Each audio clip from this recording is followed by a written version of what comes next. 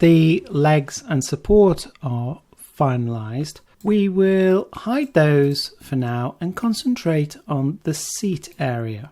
Let me turn off the grid, and the first thing I'm going to do here is delete a couple of these polys from the original primitives that we generated. So with the delete polys tool active, I will go through and delete these polys here on the back of the seat.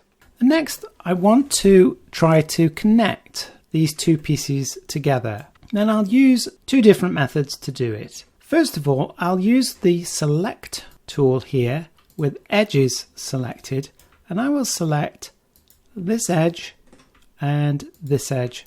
Then I'm going to hit spacebar, bridge, and I'm going to bridge between these two. When you select bridge, your options may be different than mine. You may get something that's similar to this. And all I've done that's different here is increased the divide to 2, and then the smoothing type I've changed to this option here.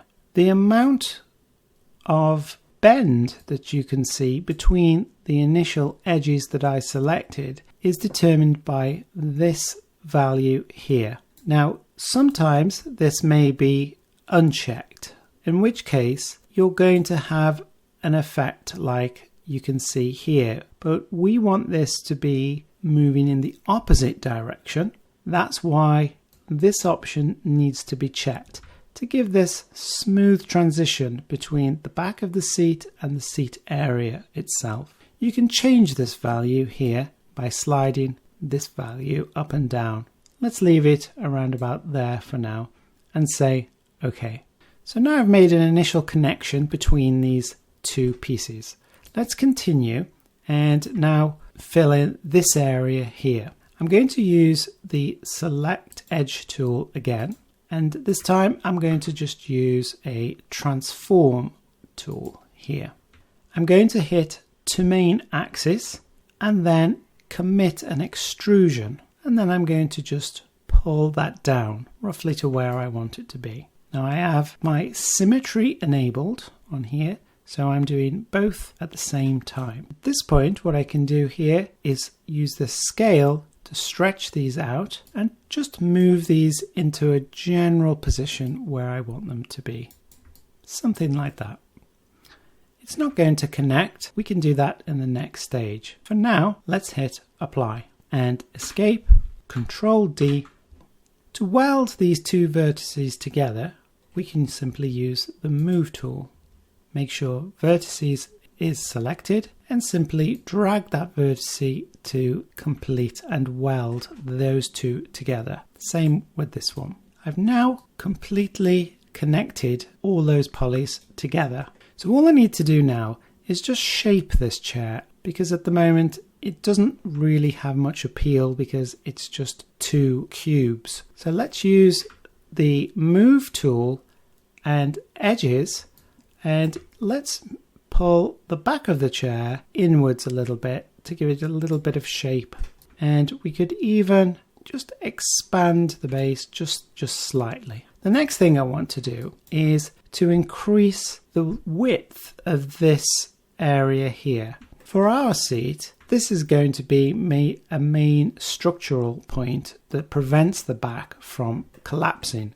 So it needs to be a lot thicker down here. So to do that, I'm going to use the select tool this time and select these two edges and use transform and just move these down a little bit further. Snap to my left view and move them across. I can move my widget independently here and just increase that thickness there in the chair. Maybe a little bit too much. Just reduce that back down again. So now I'm starting to shape the chair and get an idea of the design. Let's hit escape and Control D to drop the tool. So there I have a starting point now for my chair. Let's take a look. See how that looks with the rest. That's okay for now. So you may be wondering why we have this colorization on the model at the moment. And this is because in the background, 3DCoat is generating some UV islands. We're not going to concentrate on UV islands in this tutorial. You'll notice here under default that we've got this poly group, and this is the UV that I mentioned earlier. So to get rid of this, I'm going to scroll down and find my mark seams, and I'll scroll further down here and say unify UV, and then clear the seams. Now that gives me a solid color. If I go back to this little menu here, I've still got the poly group, but if I hit delete unused, now it disappears. So let's get back to the model inside here, and I'm going to start by subdividing this model a little bit more with some splits. I'm going to hold shift down on the keyboard, and that will put a split 50% through this polygon. I'll do the same on the back, and I'll do one down the center. Once I've done that, I'm going to then go to select edges, and what I want to do now is I want to select all these edges around here and these here, and then hit the space bar and bevel those edges. This is okay for what I need, so I'm just going to accept that, and now I've got enough geometry to move forwards with this. So what I'm going to do now is use the select here with edges and select these two edges here, and then I'm going to use my transform and just move these up slightly like so. Just drop that selection. Now I'll select these two down here and make sure I've just got my selection there. Just select those two there. Again, hit my transform and just move these ones out a little bit in that direction. Now the next part is these side pieces to the chair.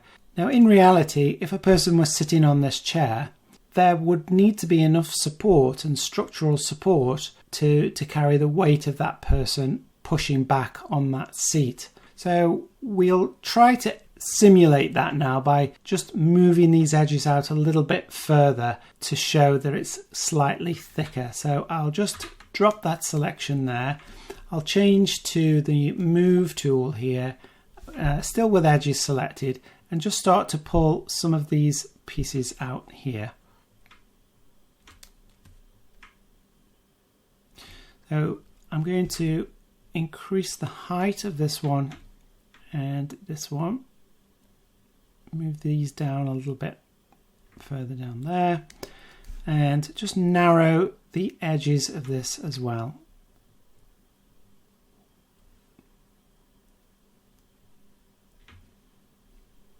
You'll see I'm starting to have the small dip in the center here, which is what I'm looking for. I'll narrow the back part as well. So I'm really getting this to look thicker in the middle and narrower at the ends here.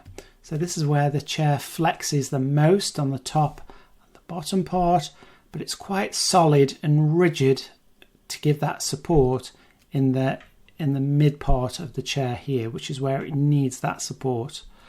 Okay, next I'm going to add a little bit more geometry on the top here to refine the back of the seat. To do that, I'm going to choose my select tool here and edges, and select these edges here, making sure I've got my X symmetry on.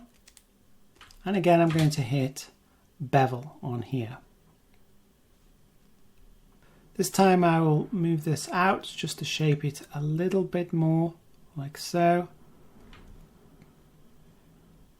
And say, okay. Once you've created that extra geometry, it's a good idea just to go in and just move those points around just to even things up. So I'll go to a vertex level here and just move these over, maybe this one down a little bit. Just have to shape that part there. Okay, and what I'm going to do now is I'm going to do another bevel on the inside and use select faces, select all these polys inside, so I'll just brush select all those, and then spacebar, inset, and now I can just inset those ones a little bit further in. Drop that selection.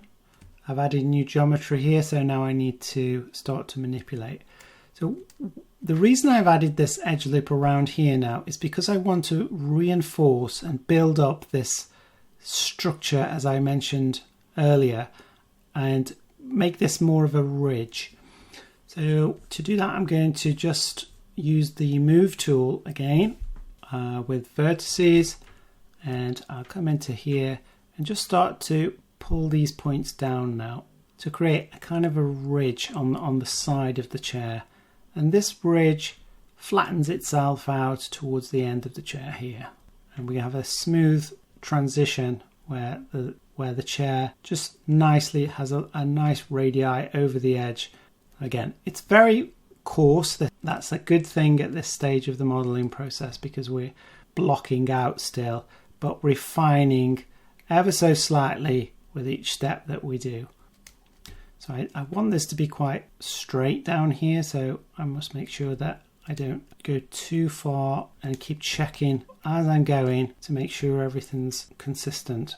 Let's go back to the orthographic view here. I can check things a lot easier with the orthographic view on here. I will just manipulate these points a little bit more here and pull this one in a little bit more like so, and I'll start this dip in the center of the chair as well. Now as I progress through with this model, this dip will become more and more evident as I go along. At the moment I'm just implying that there's a little bit of a dip in the back here where you would sit, and this is fairly flat here. So I could just move this up a little bit more with the slide edges. I'll use my edge loop here and just slide the whole of this up there, maybe this a little bit forwards like so. And the last little tweak that I'll do here is just to move these down here a little bit.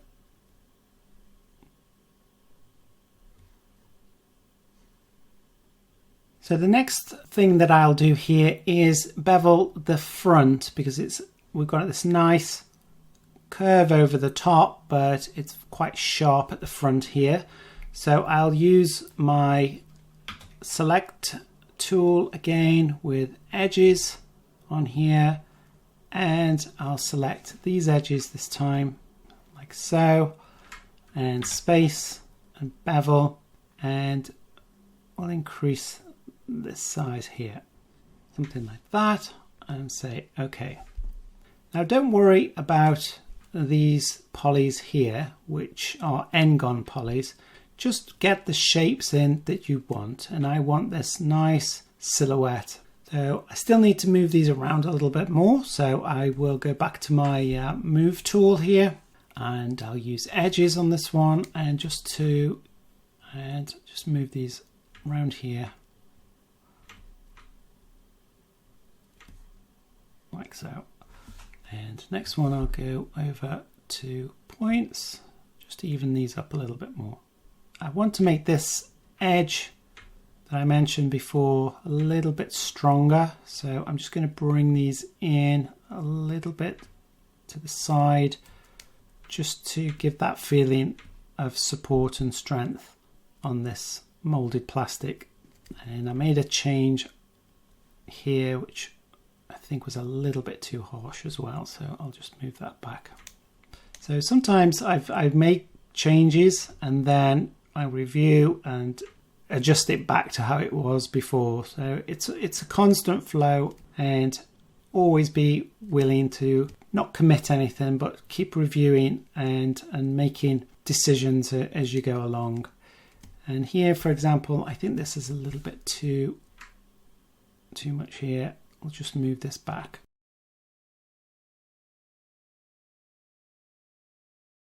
Okay, so we've rounded that front part off there, and we've increased very slightly the thickness of the ridges on the side of the chair. So at this stage, let's take a look at the legs and the support and just get a good idea of how our chair is shaping up. I do think that this front section here needs to be a little bit lower down and thicker as well. So let's do that. So let's hide these two again, and this time I'm going to use the move tool again with edges selected, and I'm just going to thicken this front section up a little bit more. Move over to vertice, and I'll start to bend this underneath.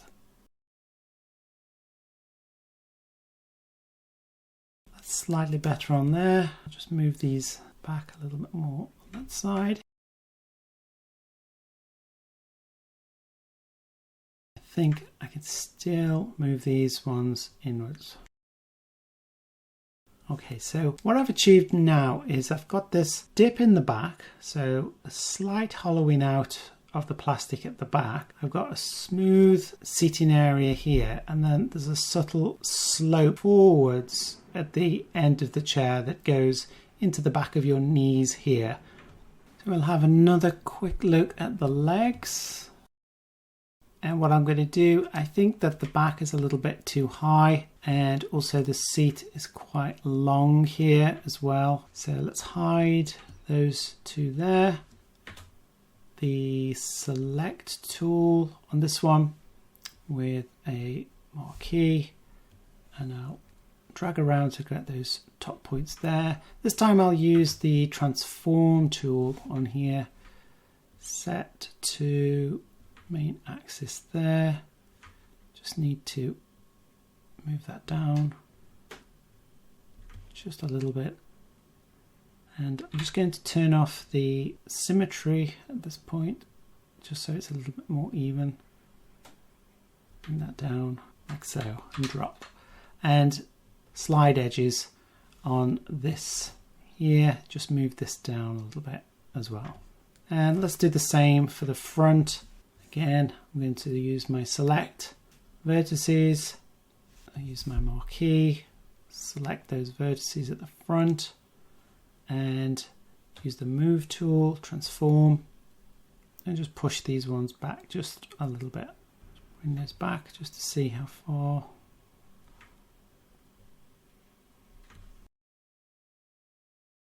Okay, let's drop that and hide those two again. And let's do a few more tweaks to this.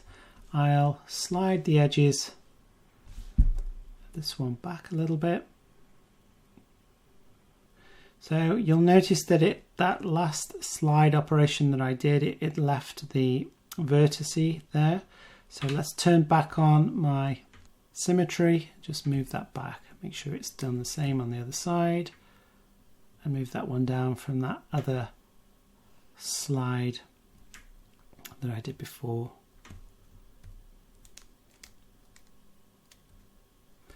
Now down here it's saying that I'm no longer symmetrical with this. So to correct that problem, all I need to do is hit this button again here. And now it's corrected the symmetry on both sides of this axis here.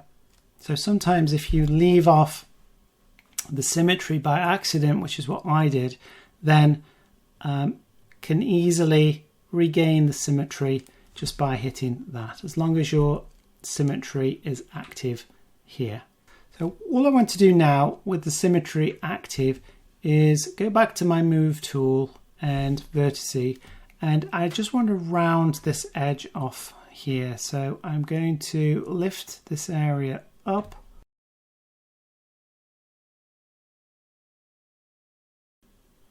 So it's just rounded that off a little bit more.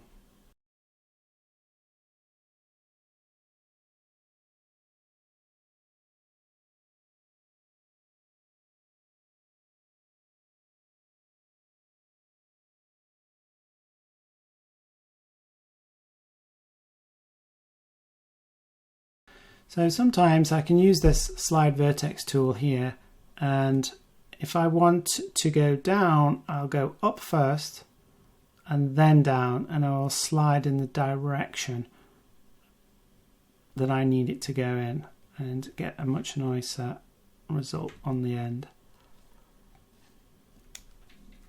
So I'm not too happy about this top section here. So I just want to move this down a little bit more. So I'll use the slide vertex tool here and just bring this down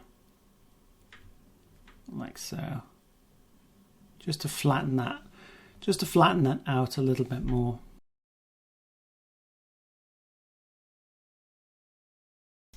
That's better.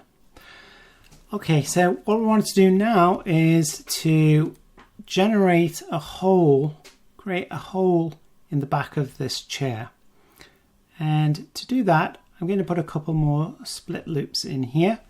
So let's go over to split rings, and this time I'm not going to hold the shift down. I'm just going to position to where I want this. So I'm going to go here and here.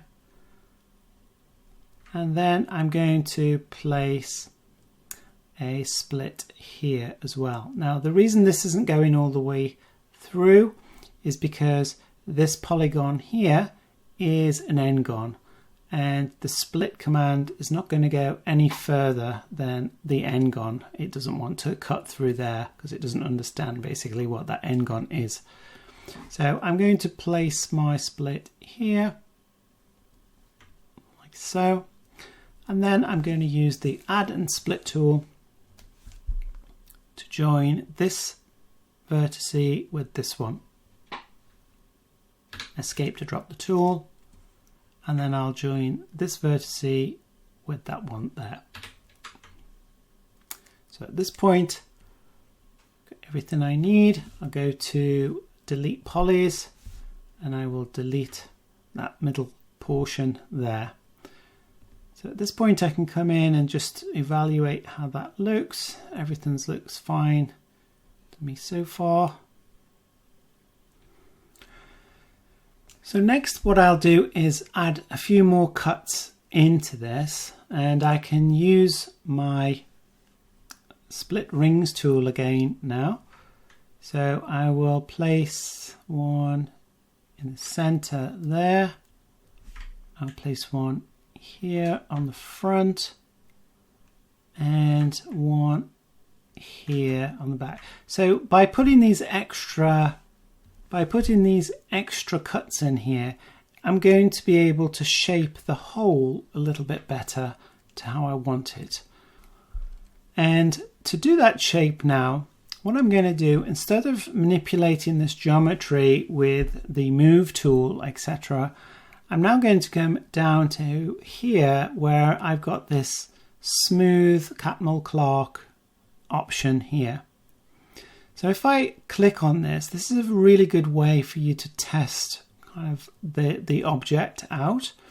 And if I click on it, you'll see that now it's subdividing and smoothing at the same time all of the mesh that we have.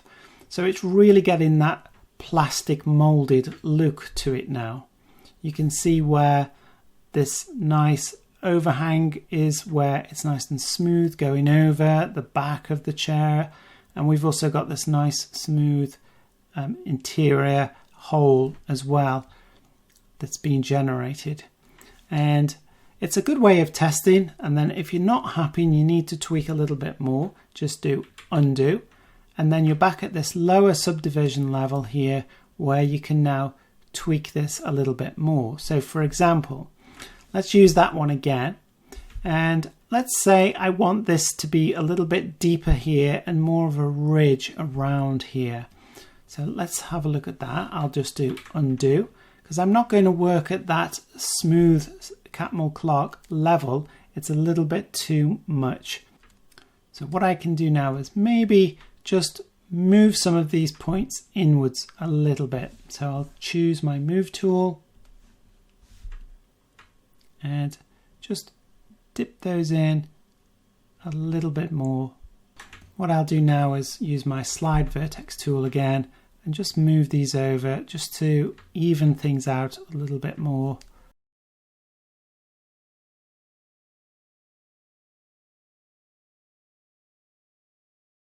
So I'll move these ones back a little bit now as well.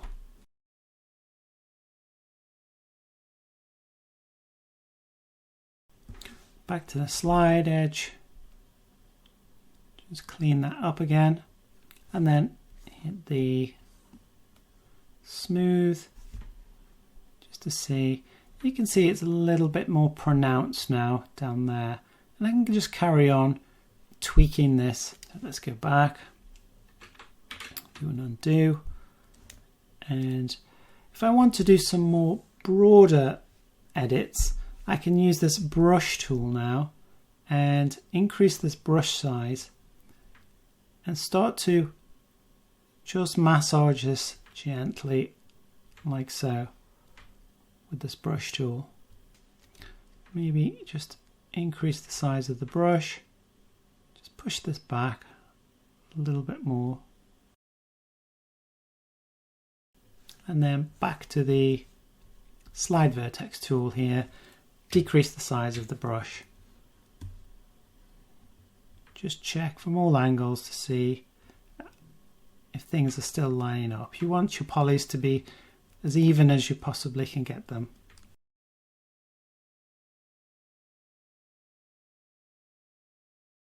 And then back to the smooth, just see what effect that had on there. So just some final tweaks here. I'm going to, if I hit and use my Catmull Clock Smooth, you can see this area is a little bit bulged out at the sides, and I wanted to flatten this off a little bit more. So let's undo the smoothing, and using my faces here, I'm just going to move these faces inwards a little bit more.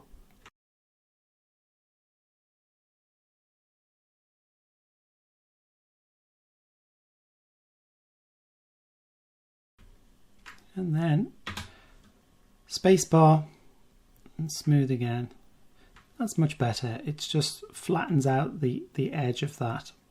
And I'm going to leave the smooth on now, and with that extra geometry that has given me, I'm going to go back to the brush option here, and before I do that, actually I will just use my vertex slide here. I just want to level up these bits here, so I'll go this way first and then that way to level it up. This way and then back, this way and back, just to make it a little bit straighter on those edges there.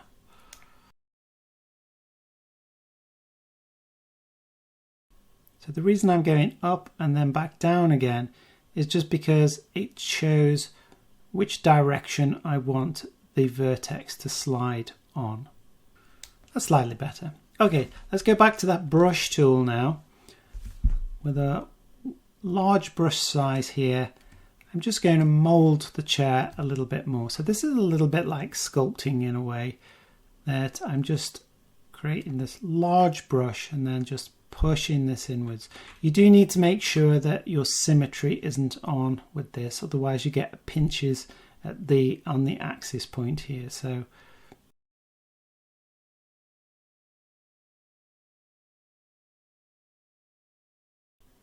this is just really just tweaking now, and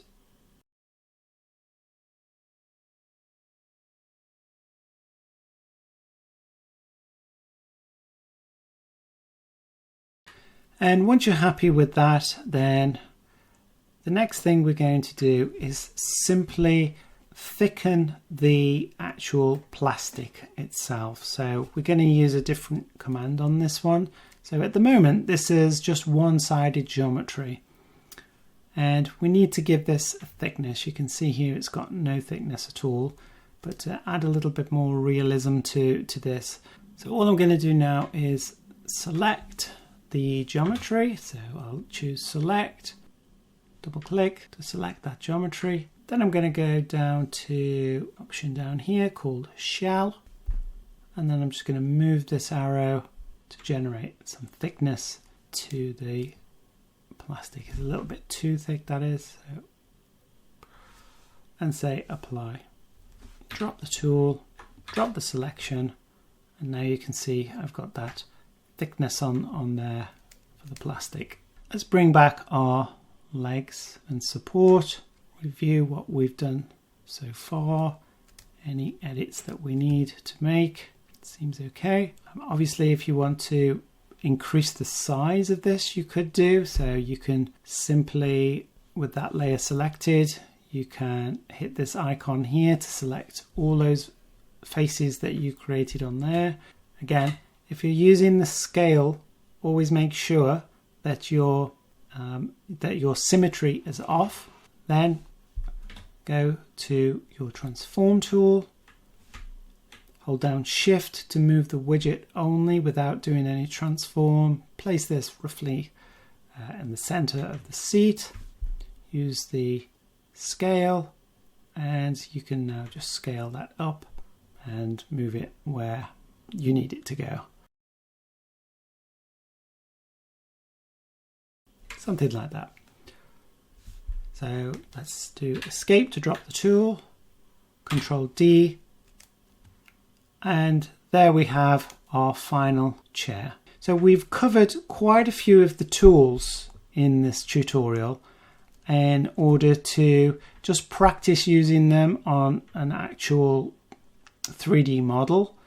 And what we can do moving forwards is try to create some arms on the chair, or maybe try a different design for the molded plastic, different legs. If you remember the profile that we used, we could have different shaped legs on here. We can try different scenarios with the supporting elements underneath, different holes maybe in the chair as well.